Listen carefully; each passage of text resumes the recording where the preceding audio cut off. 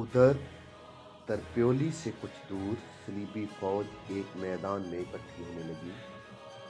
फलस्तीन के दूसरे मकबूजा शहरों में एलची भेज दिए गए कि वो सलीबी फौज को तैयार कर ले। तरप्योली में सबसे ज़्यादा सरगर्मी ओनैन के हुक्मरान रिनाल्ट की थी। उसकी फौज खासी ज़्यादा थी, जिसमें 250 नाइट थे। नाइट एक एजाज़ था जो गैर मामूली तौर पर ज़हीन, दलेर और क़यादत के माहिर फौजी अफसर को दिया जाता था। उसे ख़ास किस्म की ज़िर्रा बख्तर दी जाती और वो मखसूस दस्तों का कमांडर होता था। रेनाल्ट को इंतकाम की आग परेशान किए हुए थी। आपने इस सिलसिले की एक कहानी इस्लाम के पासबानी कब तक करोगे में सलीबी बादशाह का नाम और वाक़या पड़ा होगा। अवाइल में सलीबियों ने समंदर से सिकंदरिया पर हमला किया था, लेकिन सुल्तान अयूबी को अपने जासूसों के जरिए हमले की खबर कबल अज वक्त मिल गई थी। उसने हमले के इस्तकबाल का ऐसा बंदोबस्त कर रखा था कि सलीबियों का बहरी बेड़ा बुरी तरह तबाह हो गया और ये बेड़ा फौज को साहिल पर नहीं उतार सका। इस हमले की दूसरी कड़ी खुश्की के रास्ते हमला करना था, जिसकी क़यादत रिनाल्ट खुद कर रहा था। क्योंकि मुसलमान जासूस सलीबियों का पूरा प्लान ले आए थे, इसलिए खुश्की पर नूरुद्दीन जंगी ने अपनी फौज की घात लगा रखी थी। अकब और पहलुओं से भी हमलों का इंतजाम कर रखा था। रिनाल्ट इस फंदे में आ गया। उसने बहुत हाथ पांव मारे, हाथ से निकलने की कोशिश की, मगर एक रात नूरुद्दीन जंगी के छापामारों ने रिनाल्ट के हेडक्वार्टर पर शबपुर मारा और रिनाल्ट को पकड़ लिया।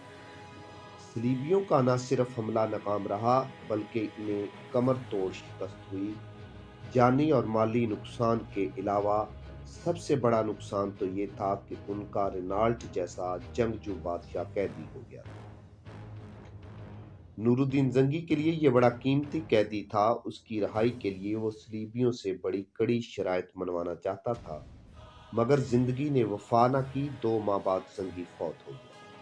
उसके आला हुकाम और सलारों ने जंगी के 11 साला बेटे अल मुल्कुल साले को सल्तनत की गद्दी पर बिठा दिया, क्योंकि उसे वो अपना कठपुतली बनाकर मनमानी करना चाहते थे। उन्होंने सुल्तान अयूबी के खिलाफ महाज कायम कर लिया और उसे शिकस्त देने के लिए सलीबियों के साथ दोस्ती कर ली। इस दोस्ती का उन्होंने पहला मुआवजा ये दिया कि रिनाल्ट जैसे कीमती कैदी को गैर मशरूत तौर पर रिहा कर दिया और उसके साथ दूसरे तमाम कैदियों को भी रिहा कर दिया। वहीं से सुल्तान अयूबी की मुसलसल मारकाराई अपने पीर, उस्ताद और अजीज दोस्त नूरुद्दीन जंगी के बेटे से शुरू हो गई। दूसरे उमरा खिलाफत से आज़ाद हो गए और सब ने सुल्तान अयूबी के खिलाफ मुतहिदा महाज कायम कर लिया। इसका और जो नुकसान हुआ सो हुआ। एक नुकसान अब सामने आया कि रिनाल्ट जैसे इन गद्दार मुसलमानों ने खैर सगाली के तौर पर सलीबियों की दोस्ती हासिल करने के लिए रिहा कर दिया था। वो एक जंगी कुव्वत बनकर सुल्तान अयूबी के खिलाफ नहीं, बल्कि आलम इस्लाम को तेग करने के लिए फैसला कुन हमले के लिए आ रहा था। अल मुल्कुल साले ने रिनाल्ट के साथ जो जंगी कैदी रिहा किए थे, वो भी इस्लाम के लिए बहुत बड़ा खतरा बनकर आ रहे हैं। रिनाल्ट अपनी शिकस्त और जिल्लत का इंतकाम भी लेना चाहता था। सलीबियों की इस कॉन्फ्रेंस में उसने इस तजवीज़ की मुखालफत की कि तमाम सलीबी अफवाज मुश्तरका की कमान के तहत हों। इस मुखालफत की सबसे बड़ी वजह यह थी कि वो आज़ाद होकर अपने अज़ाइम के मुताबिक जंग लड़ने का इरादा किए हुए। सलीबियों में यह कमज़ोरी थी कि वो मुत्तहिद नहीं होते थे, एक दूसरे की मदद करते थे, लेकिन हर एक के दिल में ये होता था कि वो ज़्यादा से ज़्यादा इलाके फतह करके इनका बादशाह बन जाए। मुतअद्दिद मौर्रिखीन ने लिखा है कि सलीबियों की इस कमज़ोरी ने दुनिया अरब में नुकसान पहुंचाया और वो इतनी ज़्यादा और इतनी बरतर जंगी ताकत के बावजूद नुमायां कामयाबी हासिल न कर सके। मौरखीन लिखते हैं कि सुल्तान अय्यूबी की सफ़ों में गद्दार ना होते तो वो सलीबियों को दुनिया अरब से बेदखल करके यूरोप के लिए खतरा बन जाता। अगर आप सलाहुद्दीन अय्यूबी को शिकस्त देना चाहते हैं तो हम सब अपनी अपनी फौज को मुश्तरका कमान के सुपुर्द कर देते हैं, रिमांड ऑफ तरपेली ने कहा। वरना हम बिखर कर नाकाम भी हो सकते हैं। ये जरूरी नहीं कि हमले की क्यादत रेनाल्ट की फौज करे, ये फैसला मुश्तरका कमान को करना चाहिए।